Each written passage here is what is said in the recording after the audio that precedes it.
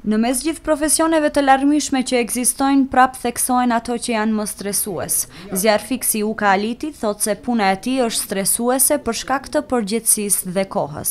Duke marrë parasysh se jemi profesionista, e ndiejmë veten si profesionista shpëtimtar, neve jemi mësuar me këtë dhe nuk na brengos ajo fare.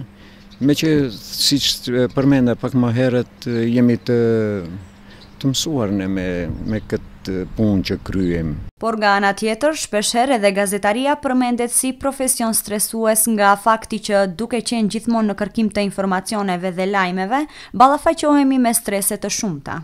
Është një ndër profesionet më stresuese që mund të ekzistojë. Spaku në këto rrethana të profesioneve të cilat ne sot i kemi këtu në Maqedoni.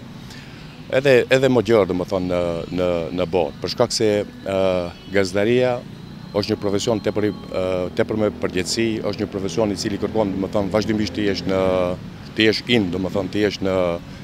jesh në kontakt me informacionin, të jesh në kontakt me njerëzit, të jesh gjithmonë domethënë në rrjedhën e ngjarjeve e kështu me radhë. Të organizosh një aheng familjar apo një dasëm s'do të thotë se nuk ballafaqohesh me stresin. Janë punë detajesh dhe shihesh që shpeshherë të vënë në siklet. Çdo punë ka stres, çdo biznes ka stres, mirë po ky drejtim, ky biznes më duket se ka stresin paksa më të madh.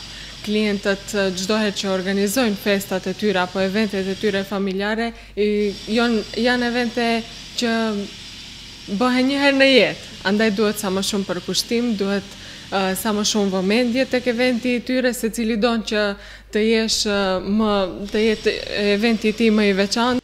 Në jetë punojmë ose në profesion të caktuar ose me hobin, mirë po mjafton që në punën që e kryejmë ta gjejmë veten, të kalojmë mirë dhe sado stres që të kemi, të njëjtën ta përballojmë.